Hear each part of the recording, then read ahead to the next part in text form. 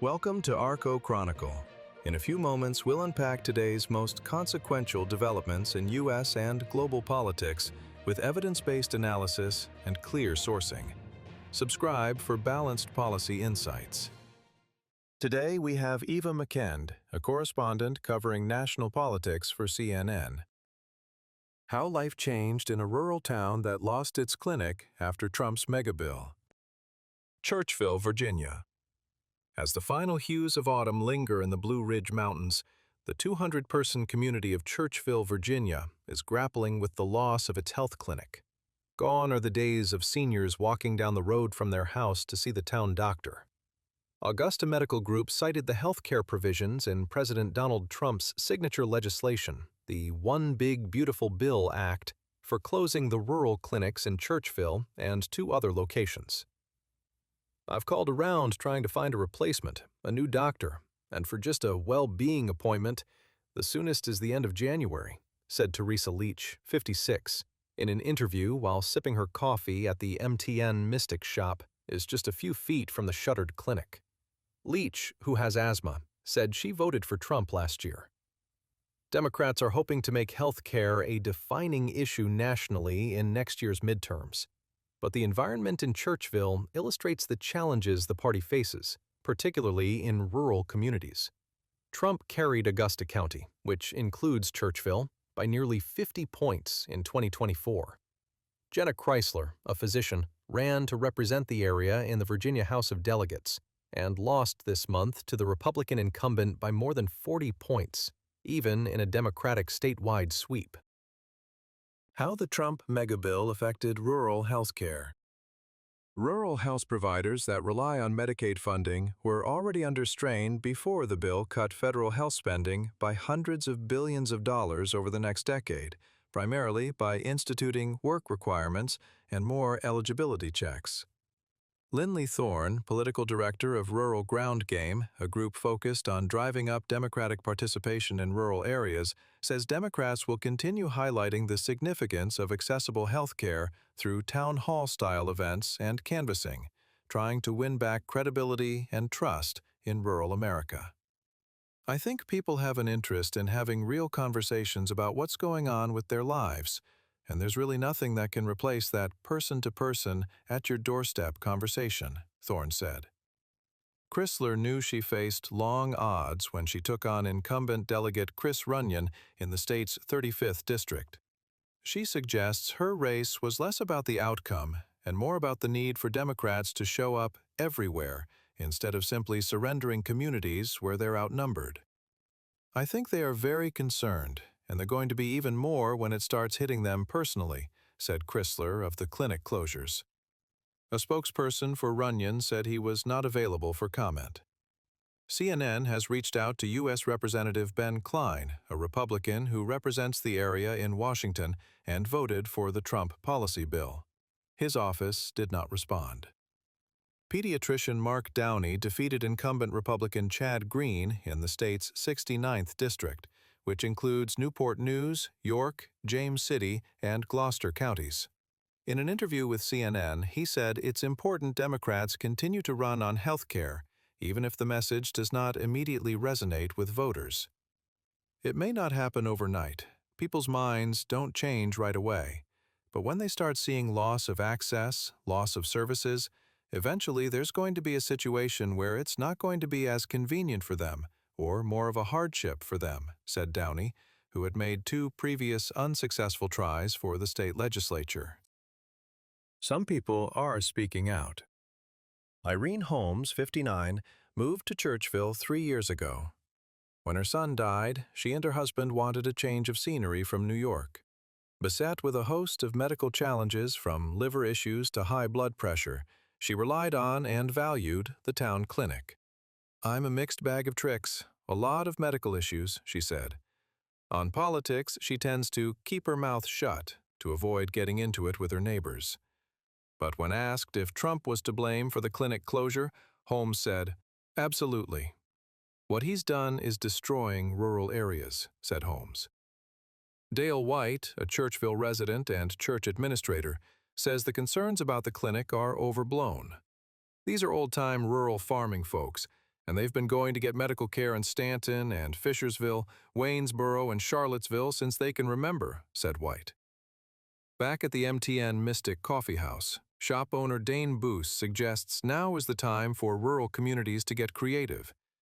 To lose the clinic is the same as losing a grocery store or a local provider, Boos said. He suggested the community could band together to find a doctor to make house calls. Maybe that would fit the bill for us, Boos said. It was Eva McKend, a correspondent covering national politics for CNN. You value clarity and objectivity.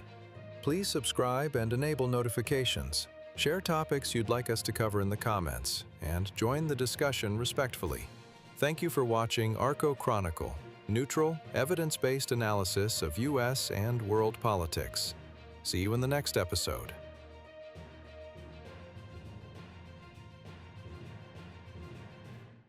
Welcome to Archo Chronicle, neutral, data-driven policy analysis. It was a CNN analysis by Stephen Collinson. Subscribe for context, clarity, and credible sources. White House doubles down. Successful prosecutions of Kelly, Comey, or James seem unlikely, but being ensnared by legal wrangles can be traumatic and financially ruinous. The process is the punishment. Miles Taylor, a former government Homeland Security official who is being investigated by the DOJ after criticizing Trump during his first term, told CNN's Casey Hunt. The White House reacted to its losses in the Comey and James cases as it always does, by doubling down on accusations and vows to appeal, and by implying that any judge who rules against the president is negligent or politicized. I know the Department of Justice will be appealing this in very short order, so maybe James Comey should pump the brakes on his victory lap, said White House Press Secretary Caroline Leavitt. A federal judge dismissed the cases after finding that Trump's appointment of former White House official Lindsay Halligan as interim U.S. Attorney in Alexandria, Virginia, was invalid. The president named Halligan amid a rush to bring the criminal indictments. Comey pleaded not guilty to lying to and obstructing Congress during testimony in late 2020. James, who said in her campaign for Attorney General that she would investigate Trump over his business dealings, secured a civil court fraud judgment against the president, his adult sons, and the Trump Organization in September 2023. She has pleaded not guilty in a mortgage fraud case brought by the administration. This was a CNN analysis by Stephen Collinson on the Archo Chronicle channel. Archo Chronicle, neutral, data-driven policy analysis. Subscribe for context, clarity, and credible sources.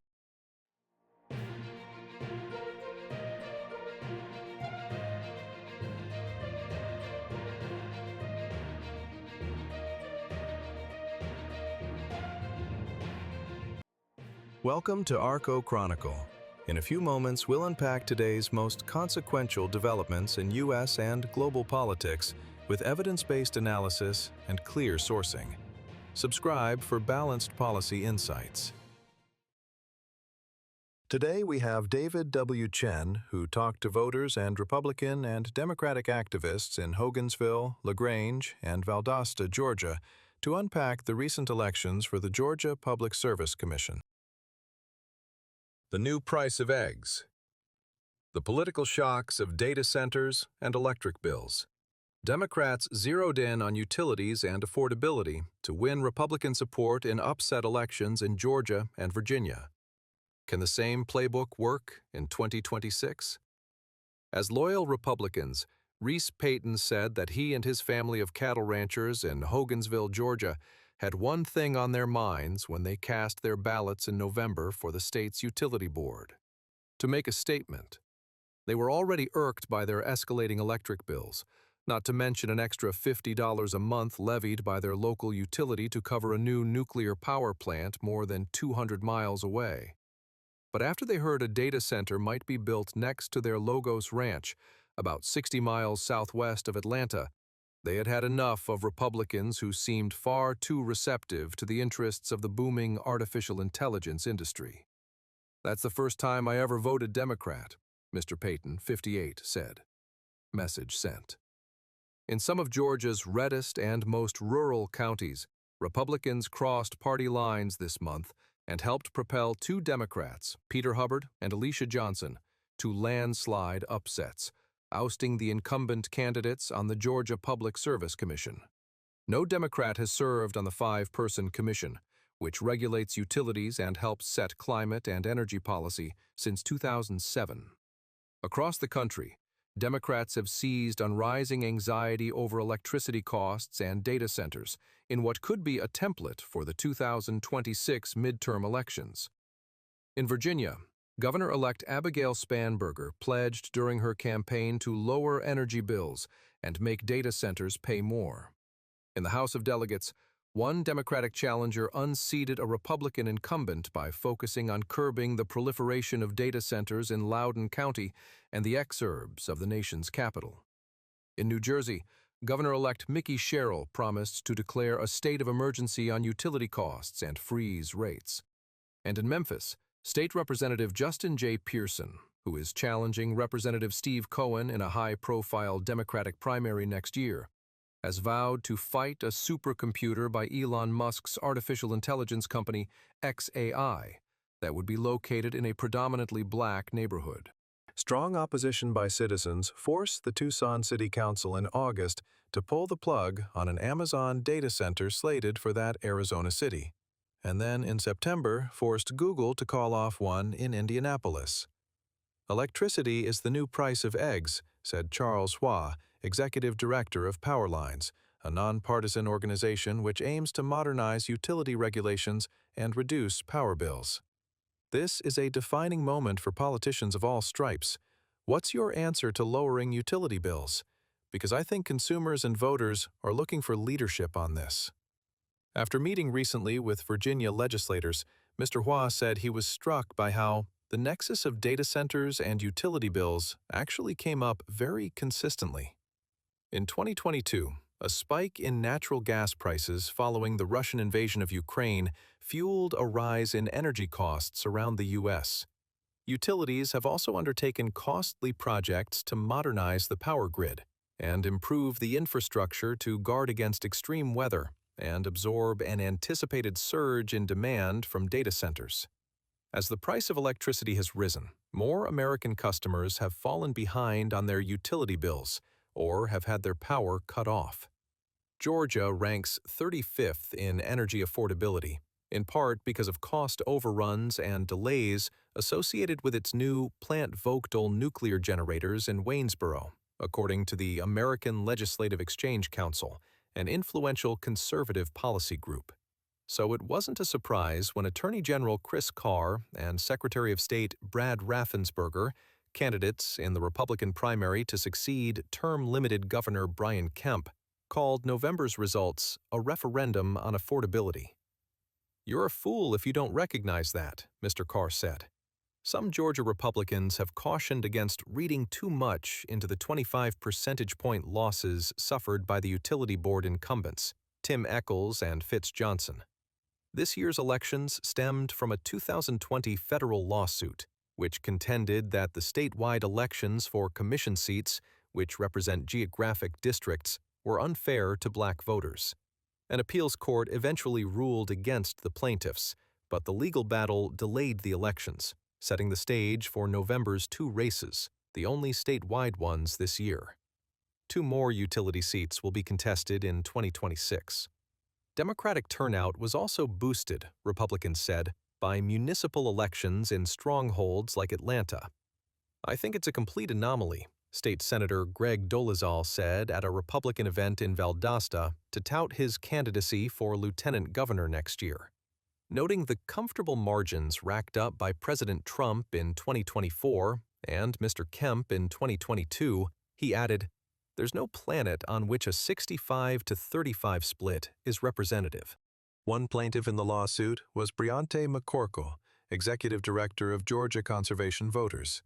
She said the lawsuit enabled advocacy groups to develop a plan to help people connect the dots between the bills they were receiving and the Commission's role in approving 6 rate increases for Georgia Power, the state's largest electric provider, over the last 2 years. The group's political action fund spent $2.3 million, sending 500,000 texts, plastering 92 billboards across the state, and producing an anti-incumbent website. That outreach made a difference, she said, pointing to Lowndes and Brooks counties on the Florida border. In previous races for federal and state offices going back to 2018, including the Public Service Commission, Republicans won there by 20 points. This year, Mr. Eccles and Mr. Johnson each lost by 20 points. At a weekly food pantry run by South Street Care House in Valdosta, Georgia, where dozens of cars had lined up to receive a box full of fresh fruits, vegetables, breads, and other staples, several people said they had heard about the election through texts and social media. Barbara Lehman, 66, is typically a reliable Republican, but not this time, according to her daughter Angela and granddaughter Shelby, who were among those waiting for food. If the power companies want to expand their business, then that should be on them, not the consumer, Ms. Lehman said in a text message. Some people are just barely making it as it is. At the event attended by Mr. Dolezal and 2 other candidates for statewide offices, Gary McMillan, a former chair of the Lowndes County Republican Party, said that he too knew Republicans who bucked the party. They said, "My electric bills keep going up, and Republicans control the Public Service Commission, and I've got a problem with that," Mr. McMillan recounted. "I told all of them, elect a Democrat, and your bills will go up some more." Data centers have been a prominent issue in Atlanta's rural exurbs. Mr. Trump wants to accelerate their growth in the battle for AI supremacy. At least 26 are under construction within 60 miles of Atlanta, and another 52 are planned. But some Georgia Republicans, including Representative Marjorie Taylor Greene, who is resigning her seat in January, have questioned the facility's use of resources. Some residents say local wells have been damaged and the cost of municipal water has climbed. Good Jobs First, a liberal group that tracks tax breaks for corporations, has said the state has done a poor job of disclosing subsidies for data centers. The Public Service Commission's own staff has also warned that monthly residential bills could climb by $20 a month or more, a figure disputed by the utility. If the Commission approves Georgia Power's proposal to add almost 10,000 megawatts of power to accommodate data centers, the equivalent of 9 nuclear reactors at Plant Vogtle. Only 1/3 of that proposal should be approved, the staff recommended. In Troup County on the Alabama border, the victorious Democratic utility candidates whittled 24-point romps enjoyed by the Republican candidates in 2020 and 2018 down to 10, thanks to voters like the Paytons. The Paytons had never been to a Hogansville City Council meeting before they heard about a proposal to build a data center on 437 acres next to their ranch and across from their Georgia Untamed Zoo, which houses animals like sloths and capybaras and is popular with school field trips. Now they've been to 2, and counting. Mr. Payton and his wife Tina stressed that they didn't mind data centers as long as they were placed in industrial areas and the public had input. But in nearby LaGrange, Georgia, he noted, residents were blindsided by an $8 billion project now under construction. So when a Democratic candidate for Congress recently posted on the Troup County Anti-Data Center Coalition's Facebook page, pledging to be an ally in this fight, Tina Payton urged her to attend an upcoming Hogansville forum on the issue. "I blame Trump for what's happening here, because Trump is pushing the data center," Mr. Payton said. "Kemp jumped on the bandwagon, and these guys that were in there were doing nothing more than what Kemp was telling them." Also attending the council meeting was Chance Williams, 56, who owns an auto repair business a half-mile down the road from the Paytons, within earshot of the zoo's cackling lemurs. During a tour of the data center's footprint in his truck, Mr. Williams described himself and his wife Barbara, 58, as common-sense conservatives who treasure rural rhythms. "I want to hear the crickets when I go to bed, not the hum of a fan up the road," Ms. Williams said. When voting for the utility races started on October 14th, she automatically chose the Republicans. Then she and her husband learned about the data center. "We probably voted wrong," she said. It was David W. Chen, who talked to voters and Republican and Democratic activists in Hogansville, LaGrange, and Valdosta, Georgia, to unpack the recent elections for the Georgia Public Service Commission. You value clarity and objectivity. Please subscribe and enable notifications. Share topics you'd like us to cover in the comments, and join the discussion respectfully. Thank you for watching Archo Chronicle, neutral, evidence-based analysis of U.S. and world politics. See you in the next episode.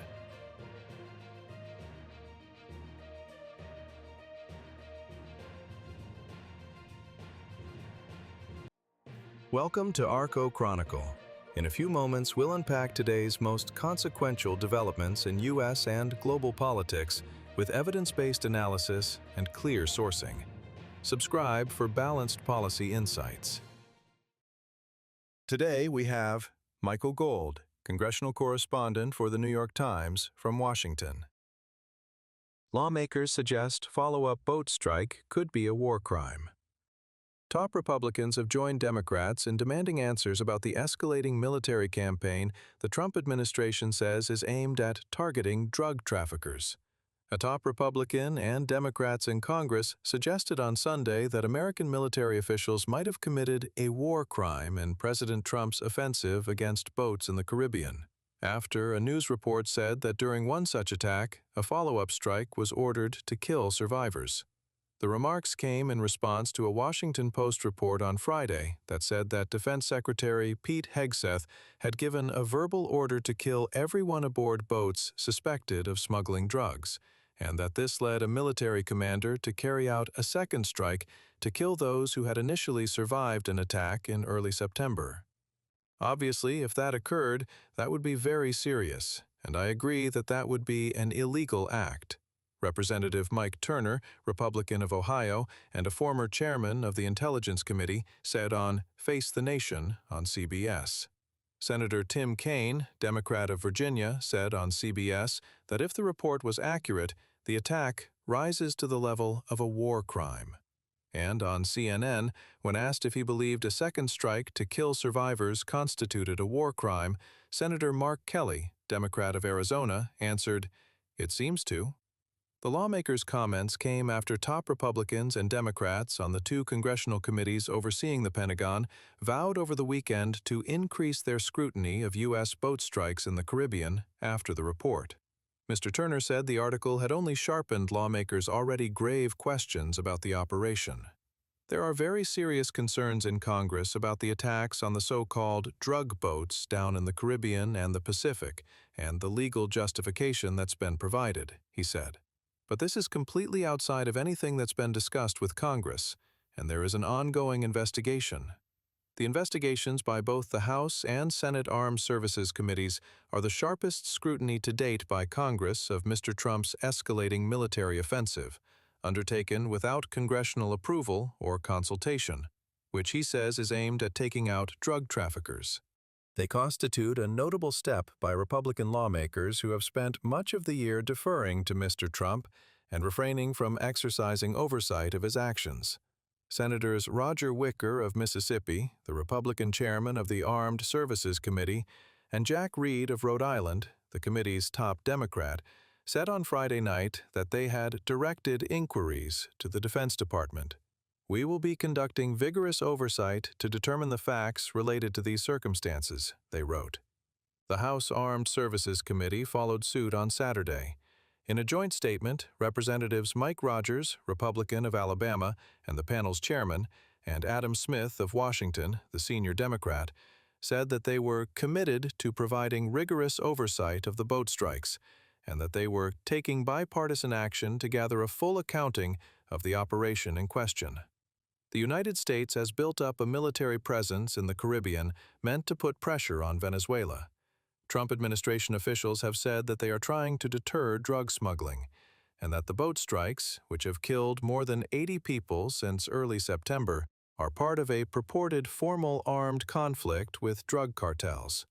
But members of Congress have been voicing concerns over the legal justification being used to conduct them. The Washington Post reported this week that in the first boat attack, on September 2, there had been survivors in the water after the first missile strike, and the military carried out a second one to kill them because of Mr. Hegseth's orders.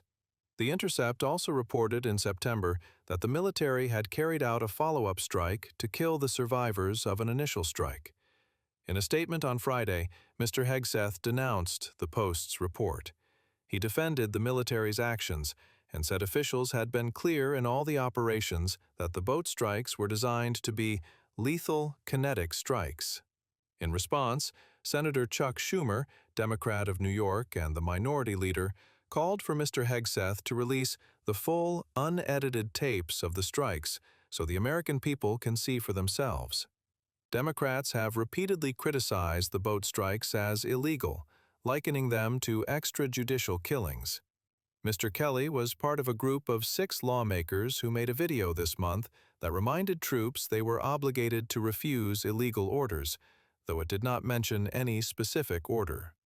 On Sunday, Mr. Kelly, who is being investigated by the Pentagon for his remarks in the video, said he had serious concerns about anybody in that chain of command stepping over a line that they should never step over.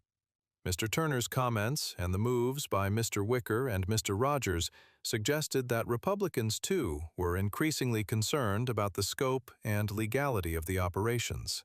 The committee's promise for stronger oversight also comes as a small number of hard-right Republicans, including Representative Marjorie Taylor Greene of Georgia, have voiced dismay over foreign policy entanglements that they say are at odds with Mr. Trump's promised America First approach.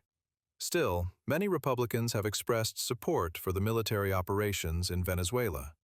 On Sunday, Senator Mark Wayne Mullen of Oklahoma, a close Trump ally, dismissed the Post's report and defended the administration. Mr. Mullen, who is a member of the Senate Armed Services Committee, said Mr. Trump was protecting the United States by being very proactive. It was. Michael Gold, congressional correspondent for the New York Times, from Washington. You value clarity and objectivity.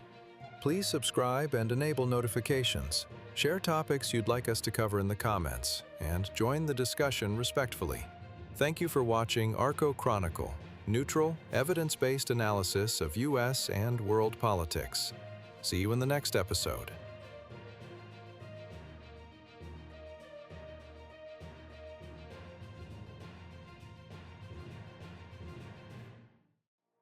Welcome to Archo Chronicle.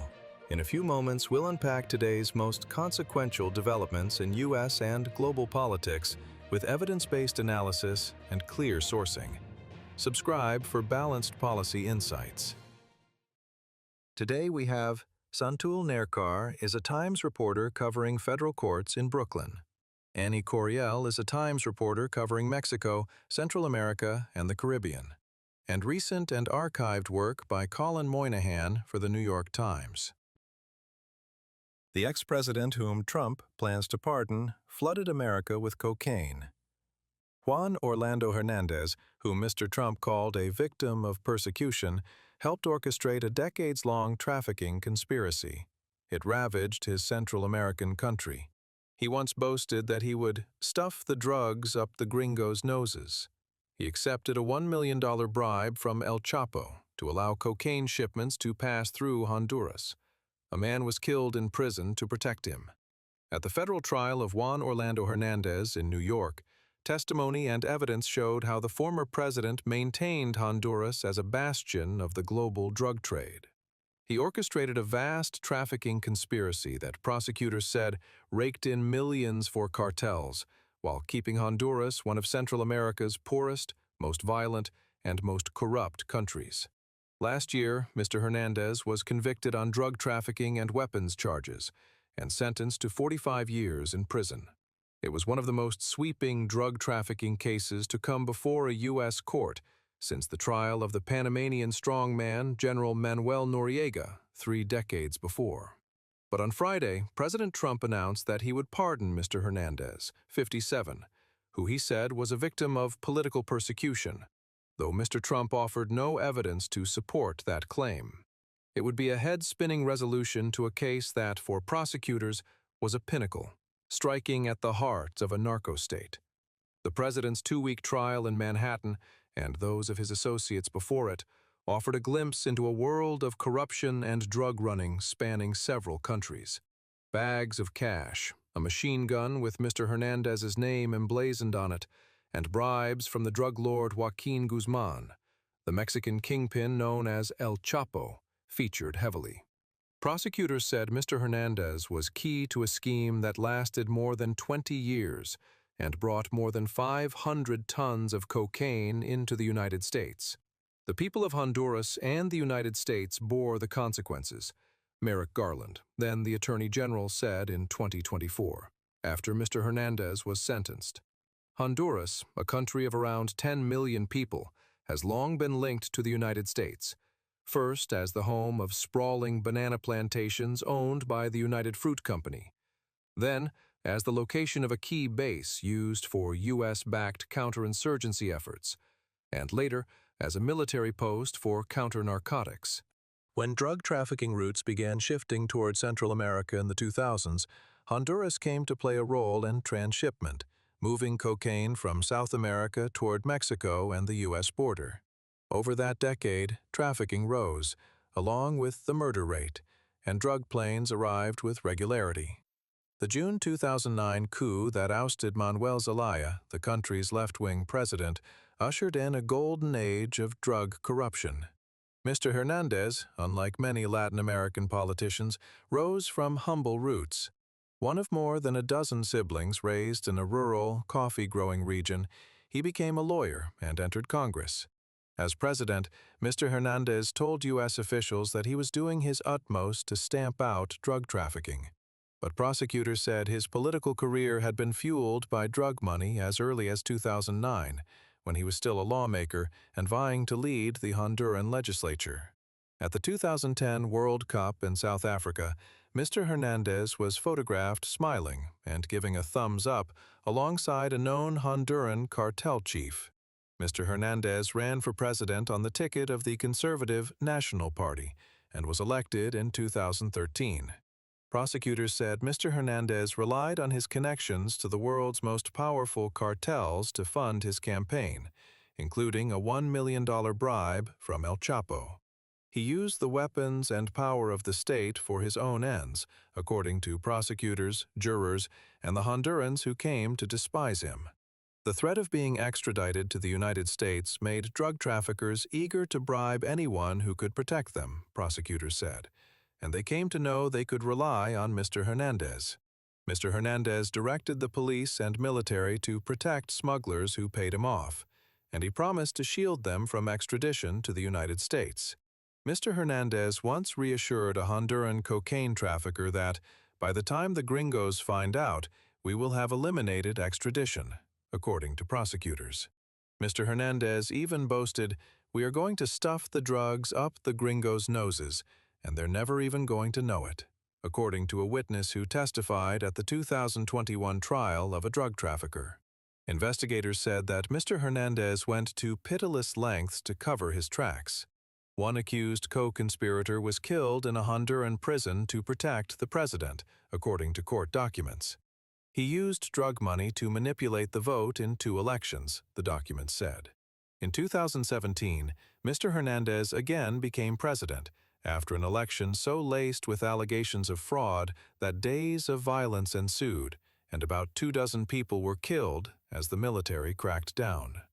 Hondurans, long divided on political lines, united in disgust. The chant, "Fuera JOH," out with JOH, could be heard not just at protests, but among huge migrant caravans marching north, filled with people fed up with poverty and rampant corruption. Publicly, Mr. Hernandez denied any involvement in drug trafficking, and his connections to the U.S. remained strong. President Barack Obama called him one of the excellent partners, helping to discourage children from coming to the United States. Mr. Trump recognized him as the winner of the disputed 2017 vote, counting on him to help curb the flow of people and drugs. The Biden administration regarded him as a key ally in Central America, as it sought to control migration. But the rot became evident when Mr. Hernandez's brother, Tony, was arrested in Miami in 2018 after being linked to a trafficking organization. During the younger brother's trial in 2019, a former Honduran mayor and major drug trafficker described how an associate of El Chapo had delivered the $1 million bribe, cash wrapped in plastic bundles of $50,000 and $100,000. Prosecutors displayed the machine gun with Mr. Hernandez's name engraved on it. In February 2022, weeks after he left office, Mr. Hernandez was detained at the request of the United States. He was escorted onto a plane in handcuffs and extradited 2 months later. Fireworks erupted in celebration in the country he once ruled. His own trial showed in grisly detail how Mr. Hernandez had promised to crack down on drug gangs, all the while partnering with them instead, according to statements by prosecutors and witnesses. Davis Leonel Rivera Maradiaga, a former leader of a gang called Los Cachiros, who admitted to being involved in the deaths of 78 people, testified that he had bribed Mr. Hernandez with $250,000 delivered to the president's sister, Hilda, in exchange for protection.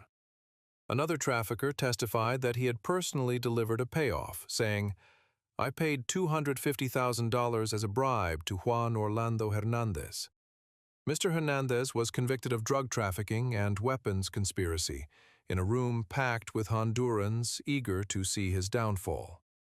When he was sentenced in 2024, Mr. Hernandez spoke for almost an hour in court, airing conspiracy theories and grievances as he portrayed himself as the victim of political persecution.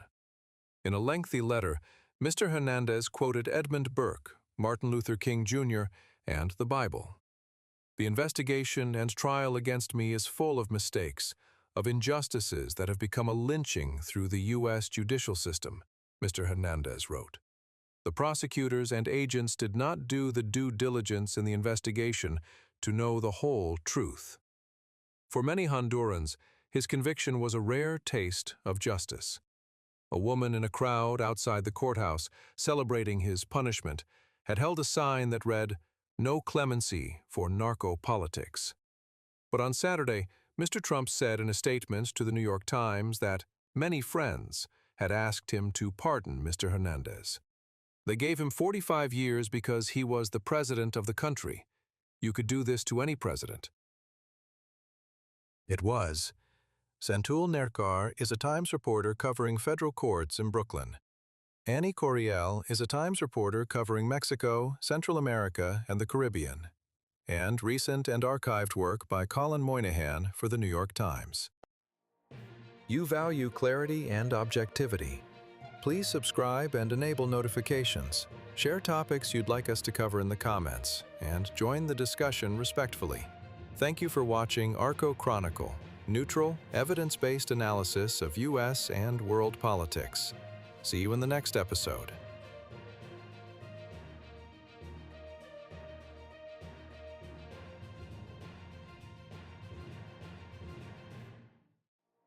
Welcome to Archo Chronicle. In a few moments, we'll unpack today's most consequential developments in U.S. and global politics with evidence-based analysis and clear sourcing. Subscribe for balanced policy insights. Today we have Edward Wong, a diplomatic correspondent for the New York Times, reporting on global affairs, U.S. foreign policy, and the State Department.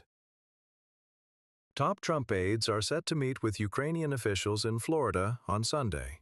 Top negotiators for President Trump plan to meet with Ukrainian officials in Florida on Sunday to discuss a possible peace settlement to halt Russia's invasion of Ukraine, according to a senior U.S. official.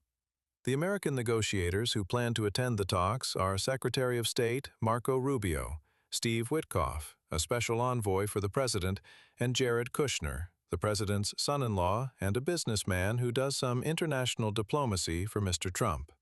The meeting follows a round of talks between those officials and Ukrainian negotiators last weekend in Geneva. In Kyiv, President Volodymyr Zelensky is grappling with the fallout from a corruption investigation that led to the resignation on Friday of his top negotiator and chief of staff, Andriy Yermak. Mr. Yermak had participated in the Geneva talks and had appeared with Mr. Rubio to discuss them with reporters. Russian officials said earlier that Mr. Witkoff planned to travel to Moscow next week. The recent diplomacy has become fraught because of questions about whether some of Mr. Trump's aides are favoring the demands of President Vladimir V. Putin of Russia at the expense of Mr. Zelensky and Ukrainians, whose country is besieged by the Russian military. After Mr. Trump told them last month to make a push on resolving the war, Mr. Witkoff and Mr. Kushner drafted a 28-point proposal incorporating Russian input. During the process, the two Americans met secretly in Miami with Kirill Dmitriev, an envoy for Mr. Putin who is in charge of Russia's sovereign wealth fund. The Americans also met in Florida this month with Rustem Umerov, the national security advisor to Mr. Zelensky. Mr. Umerov will be part of the Ukrainian group on Sunday, Mr. Zelensky said in a social media post on Saturday. The American side is demonstrating a constructive approach, and in the coming days it is feasible to flesh out the steps to determine how to bring the war to a dignified end, Mr. Zelensky said in a separate social media post on Saturday, adding that the Ukrainians traveling to the United States had the necessary directives. European allies and some U.S. lawmakers, including Republicans, expressed alarm after they learned that U.S. and Russian officials had worked together on a peace plan, and after the text of the proposal was leaked. Last Saturday, several U.S. senators said that Mr. Rubio had called them that day as he was flying to Geneva for talks, and had told them that the plan had been composed by Russia. Mr. Rubio then said that Ukrainians had also shared ideas for it. But he acknowledged to reporters in Geneva that U.S. officials had begun by looking at Russian demands and received oral and written input from the Russians. U.S. and Ukrainian officials expressed optimism about the talks after holding long rounds of discussions in Geneva last Sunday. Officials had whittled the 28-point proposal down, and Mr. Rubio said that items that involved NATO and European nations had been taken out and set aside for separate negotiations that would require European input.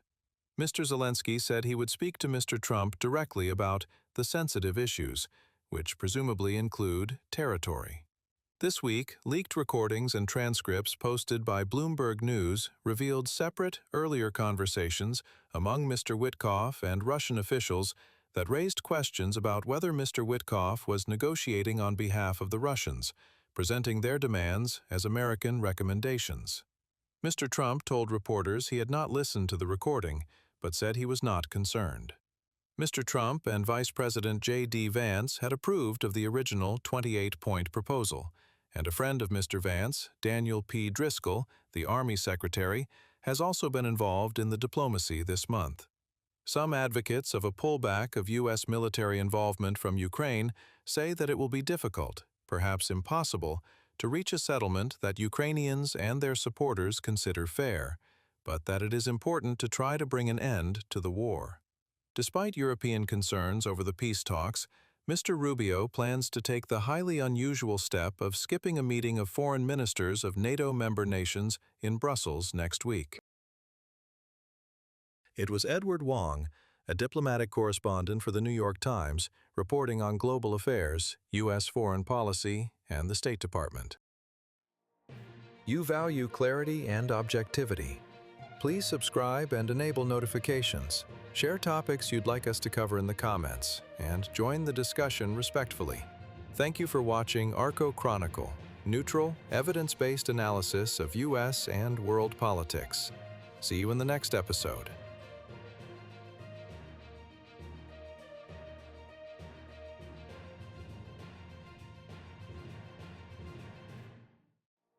Welcome to Archo Chronicle.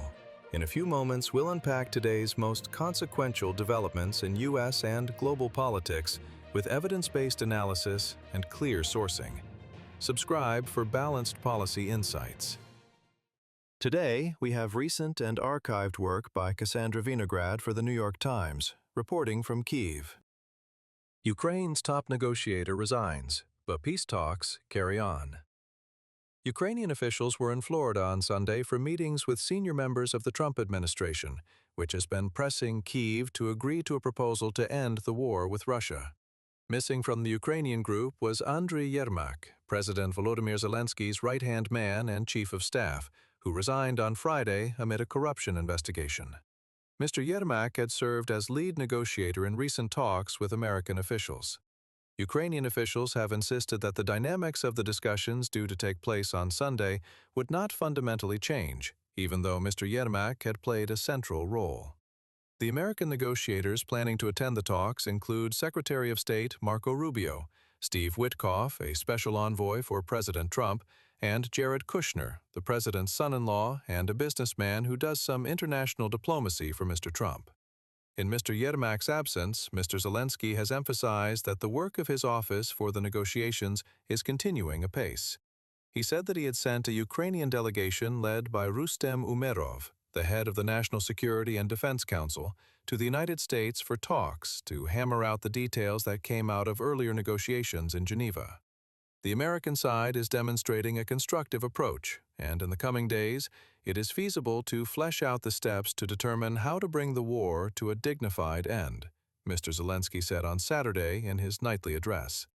The Ukrainian delegation has the necessary directives, and I expect the guys to work in accordance with clear Ukrainian priorities. Last week, Mr. Yermak negotiated to soften a draft proposal to end the war from the Trump administration, whose 28 points largely reflected Russian demands.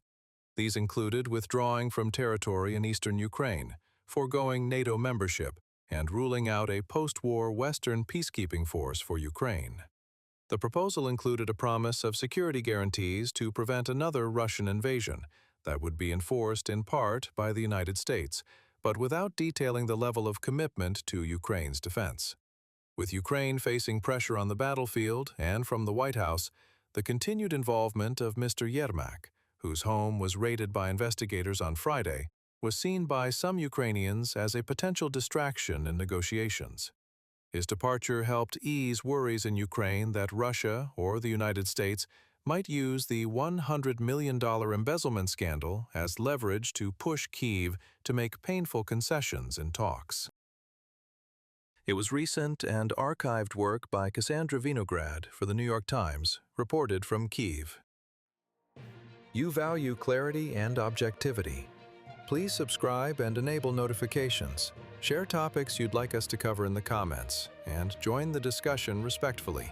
Thank you for watching Archo Chronicle, neutral, evidence-based analysis of U.S. and world politics. See you in the next episode.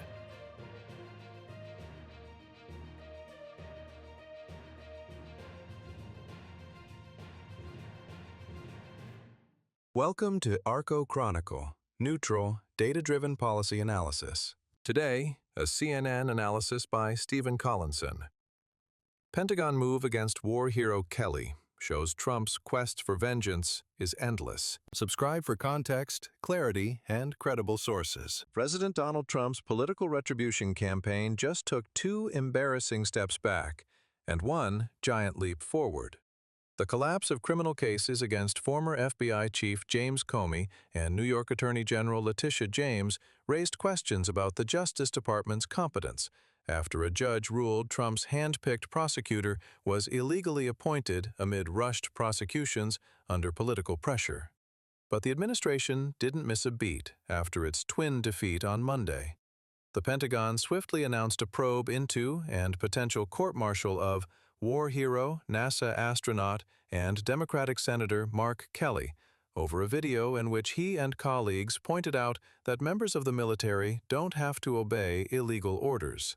This followed Trump's claim last week that Kelly and other Democratic lawmakers in the video, all military or intelligence community veterans, had committed sedition, inciting an insurrection against the state, which Trump said was punishable by death. Trump has made no secret of his determination to use presidential power to prosecute his opponents in revenge for his own criminal indictments. It was a pillar of his 2024 presidential campaign. But the use of the military to target a political foe crosses a new line, and invokes the possibility that the free speech of veterans could be constrained if they criticize the commander-in-chief. It also marks an extension of Trump's attempt to use government institutions to weaponize justice against his opponents, a process that the Comey and James cases show is already advanced in the DOJ. Defense Secretary Pete Hegseth has already dismissed senior military officers in an attempt to build a team he believes is loyal to the president and his own ethos of unfettered discretion for war fighters. He has also fired top legal officers who raised questions about the legality of administration policies, CNN reported. The extraordinary possibility that a decorated retired Navy captain such as Kelly could be called back to duty to be prosecuted under military justice threatens to take the process further. What Trump wants to say is, if I can come after him, I can come after anyone, said Paul Rieckhoff, founder and CEO of Independent Veterans of America. This is crossing the Rubicon, Rieckhoff told CNN's John Berman on Anderson Cooper 360. The idea you can drive Kelly back onto active duty and threaten a court-martial is breaking glass that has never been broken before in the modern military. Since Kelly was a senior officer who retired from the Navy, he is required by law to remain available for recall to the military. The Pentagon said it could take him back into the service to carry out a court-martial or administrative punishment. It was not immediately clear what potential charges might be viable against Kelly, since his alleged offense was to point out a fact, that military officers are only obligated to follow legal orders under the Uniform Code of Military Justice. There must be considerable doubt that a case against Kelly would get anywhere near the court-martial stage, not least because a conviction would set a precedent that any retired member of the military could be pursued by the government in perpetuity for remarks construed as criticism of the president's actions. The video by Democratic lawmakers has sparked debate over whether they were needlessly dragging the military into political disputes with a campaign-style stunt. But it did not take place in a vacuum.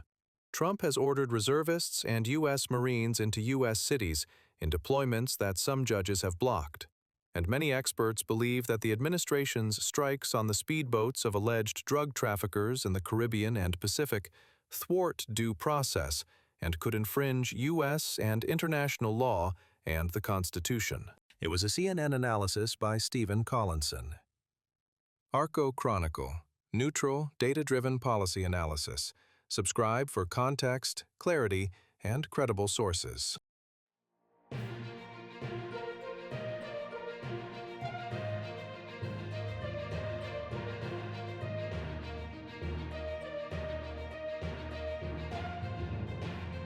Welcome to Archo Chronicle, neutral, data-driven policy analysis. It was a CNN analysis by Stephen Collinson. Subscribe for context, clarity, and credible sources. Kelly gains a political spotlight. The legal and constitutional obligations of Monday's legal drama will take time to play out, but the political reverberations were immediate. Kelly, for example, is seen as a potential 2028 Democratic presidential candidate who appeals to moderates in the party. He has strong credentials as a senator from a border state and because of his military record. He did not waste any time sending out multiple fundraising emails after the news, telling supporters, "The Department of War is coming after me because they don't like what I have to say." Like California Governor Gavin Newsom and Illinois Governor J.B. Pritzker, other potential Democratic presidential candidates, Kelly now has a fight with the administration and a platform to show the kind of defiance toward Trump that his party's voters crave. The politics of the showdown may also backfire on the president. After all, a commander-in-chief who never served in the military is now using his power in pursuit of a hero who flew combat jets off a U.S. carrier over Iraq in the 1991 Gulf War, and who showed the right stuff by blasting into space on shuttle missions. Kelly implicitly made the contrast in his statement. When I was 22 years old, I commissioned as an ensign in the United States Navy and swore an oath to the Constitution. I upheld that oath through flight school, multiple deployments on the USS Midway, 39 combat missions in Operation Desert Storm, test pilot school, 4 space shuttle flights at NASA, and every day since I retired, which I did after my wife Gabby was shot in the head while serving her constituents, Kelly said. The Arizona senator is married to Gabrielle Giffords, a former Democratic member of the House who was shot at a political event in 2011 and left with a severe brain injury. While Trump has always prospered politically when he's picked fights and singled out political foes, at least with his ever-loyal base voters, he has wider problems than his personal grievances. He's struggling to show empathy to voters struggling with the high prices of groceries and housing. The White House on Monday postponed an expected announcement on a new health care proposal, as millions of Americans are seeing spiking premiums. Trump's approval ratings have tumbled, and the surprise resignation of Georgia Representative Marjorie Taylor Greene, once a fervent supporter, exposed splits in the MAGA movement. And as many Republicans anticipate next year's midterm elections with trepidation as voters demand help, their president is obsessing over ancient personal feuds, including the one with Comey, which stretches back nearly a decade. This was a CNN analysis by Stephen Collinson on the Archo Chronicle channel. Archo Chronicle, neutral, data-driven policy analysis. Subscribe for context, clarity, and credible sources.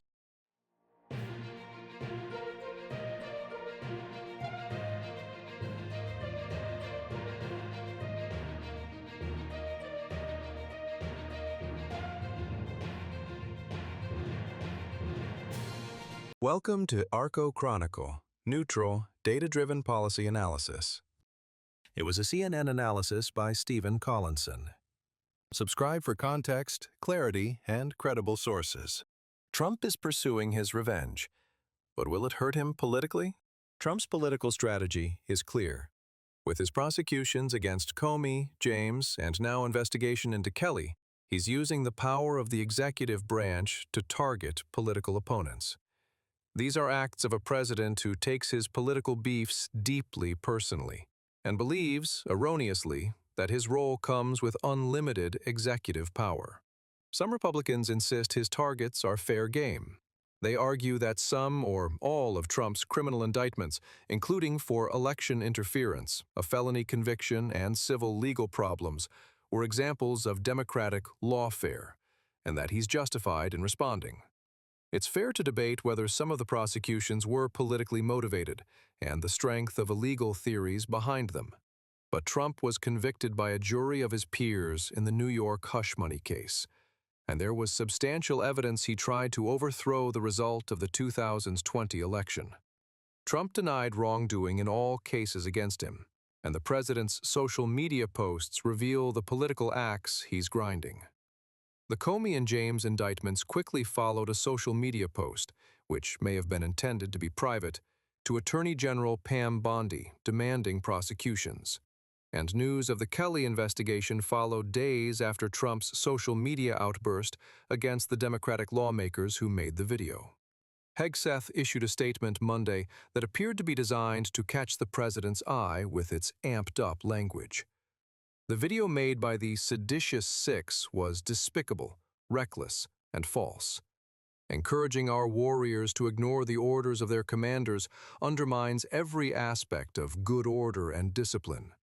Their foolish screed sows doubt and confusion, which only puts our warriors in danger, he wrote. The lawmakers in the video did not directly encourage U.S. military personnel to ignore the orders of their commanders. This argument would only work if the commanders issued an unlawful order. The video pointed out that military members can or must refuse illegal orders, or those that violate the Constitution. The legality of an order is often a tough call in the heat of combat. That's why members of the Judge Advocate General's Corps, military lawyers, are often attached to units to provide legal counsel to active duty personnel, sometimes in combat situations. Every member of the military is trained in their legal obligations. Supporters of the Democratic lawmakers in the video argue they were merely stating that everyone in the military has an obligation to obey the law, hardly a heinous offense. Kelly said that if the intent was to intimidate him, it won't work.